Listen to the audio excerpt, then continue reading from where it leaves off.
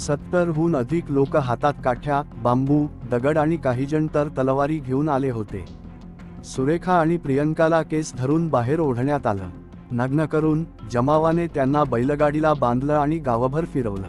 लोक बघत होते, पण कोणीही मदतीला आलं नाही.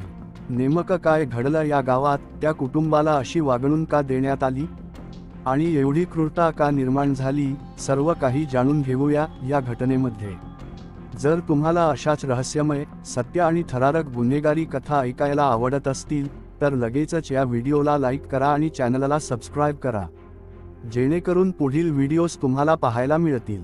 निळसर काळोख, गाव शांत, पण एक घाणेरडा कट शिजत होता.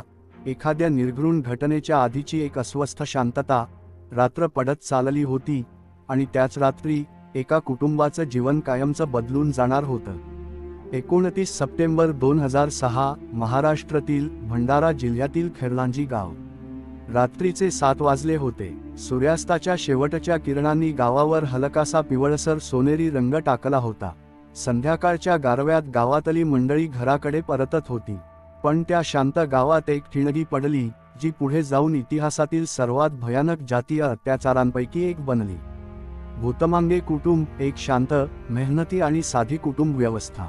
भैयालाल भूतमांगे, त्यांच्या पत्नी सुरेखा, मुलगी प्रियंका आणि 2 मुलं सुधीर आणि रोशन. हे कुटुंब इतरांप्रमाणेच शांततेने जीवन जगत होतं. पण गावातील काही लोकांना ते सहन होत नव्हतं. काही दिवसांपूर्वी सुरेखा भूतमांगे यांनी गावातील काही वरचढ लोकांविरोधात पोलिसात तक्रार केली होती आणि हीच गोष्ट त्यांच्या कुटुंबासाठी मृत्यूची कारणीभूत ठरणार होती. त्या रात्री भूतमांगे कुटुंब त्यांच्या घरात होतं. घरातली वीज कमी होती, पण दिवा मंद उजळलेला होता. सुरेखा आणि प्रियंका रात्रीचं जेवण तयार करत होत्या. सुधीर आणि रोशन अभ्यासात होते. अचानक बाहेरून मोठा गोंधळ ऐकू येऊ लागला. बाहेर या, तुम्हाला धडा शिकवायचाय. एका मोठ्या जमावाचा आवाज. 70हून अधिक लोक, हातात काठ्या, बांबू, दगड आणि काही जण तर तलवारी घेऊन आले होते. सुरेखा खिडकीतून पाहते आणि तिच्या चेहऱ्यावर काळजी स्पष्ट दिसते. हे लोक काय करत आहेत? आई, काय झालंय? प्रियंका घाबरून विचारते.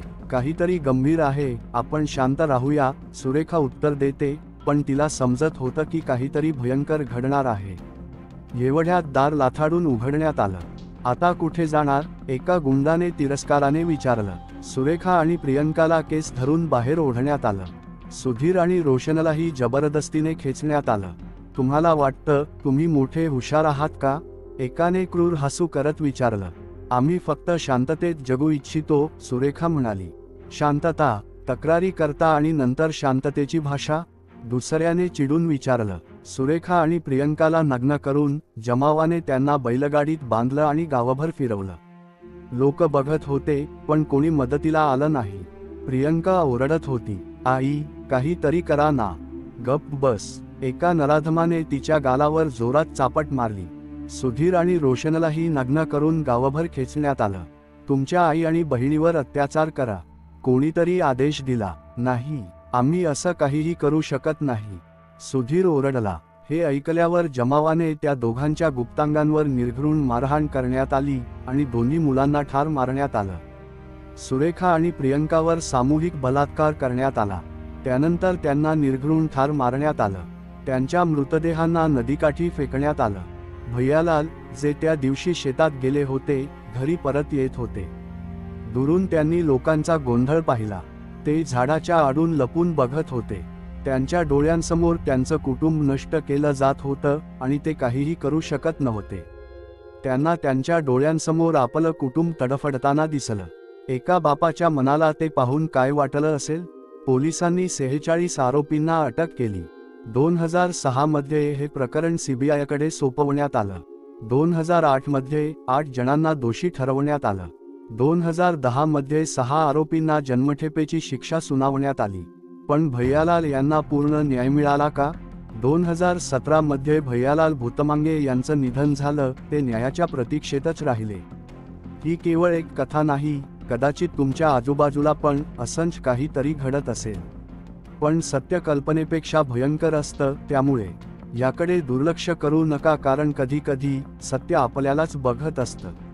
सावध राहा आणि अशाच सत्य, धक्कादायक कथांसाठी आणि या जगाची दुसरी काळी बाजू जाणून घेण्यासाठी चॅनलला सबस्क्राईब करा.